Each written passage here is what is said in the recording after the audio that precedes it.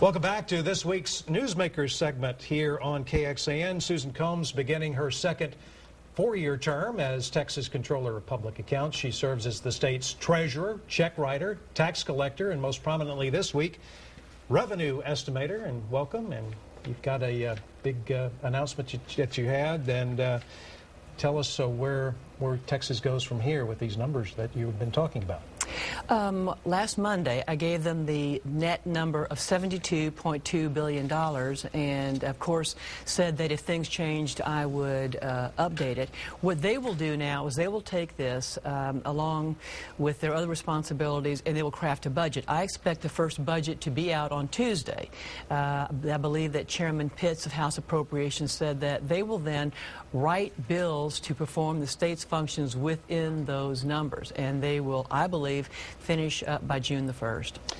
Texas is $4.3 billion in the red for the current budget cycle. You owned up to missing that number, but you had a lot of company in the financial community. Two reasons primarily. One was that sales tax is about 64% of all tax revenue, and it came in very much lower, 3.8%. The other was just sort of miscellaneous other taxes. There's a couple little things that will happen soon. There was a vote by the General Land Office that came in too late to be included. They'll be sending over about $300+ million sometime this spring, so that'll help that number.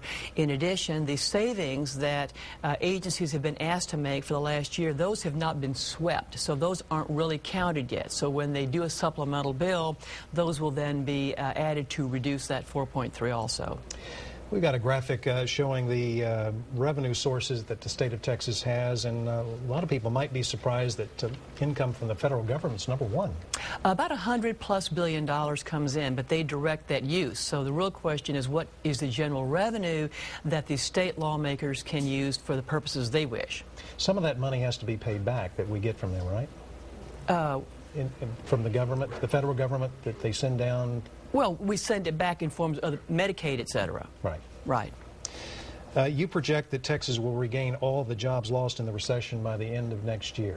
We have already recaptured 51% of the jobs that were lost, about 221,000 jobs, and we're on track to finish that out. That's about 51%. As I say, the U.S. has only recaptured about 13% of the jobs lost, so obviously Texas is doing better than the rest. That rainy day fund we keep hearing about, it's $9.4 billion. It will be if there's no money taken out by August of 2013. What's that money doing right now? It's sitting there, it's earning interest, and the interest goes back in to fill it up. In the 19 years since it was created, withdrawals in excess of $100 million have only been made 6 times, and so it's really properly a rainy day fund for when you have a rainy day. And I know that they will be talking about that. They will be talking among each other. Do we take some now for the present biennium ending in August? Do we take a chunk for later? But that's, again, a decision for the legislators. Some people say, why don't we just borrow more money to pay our bills? Well, I wouldn't suggest that. I think that's what some other states have done, and you take a look at Illinois and California, and their fiscal health is pretty sick. And we are lucky, and I say lucky, to have this money, but it was also a great deal of foresight by the legislators about 20 years ago to do this. And so they will cut expenses. They will do so, I think, prudently, and then, if necessary, they will dip at some point, maybe, into the rainy day fund. But that's up for them. You have a program that you're working on called Texas Transformation. What's that all about?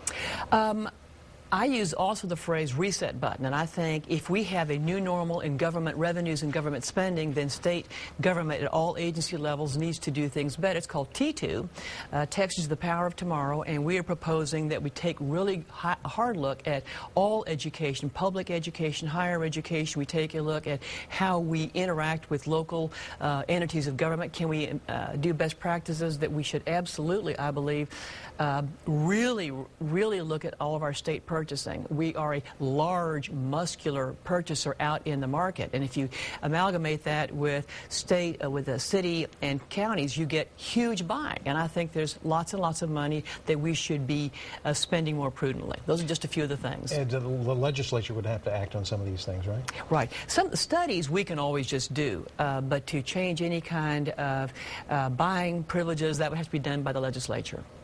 Susan Combs, State Controller, we really appreciate you being with us. And any final thoughts as we head into the session? Well, I just want to honor those men and women who are going to have a very difficult time over the next few months, and I do believe they will do everything in their power to be smart. Okay, let's hope so. Susan, thank you for being with us. Thank you. We appreciate it. We're back with more Session 11 right after this.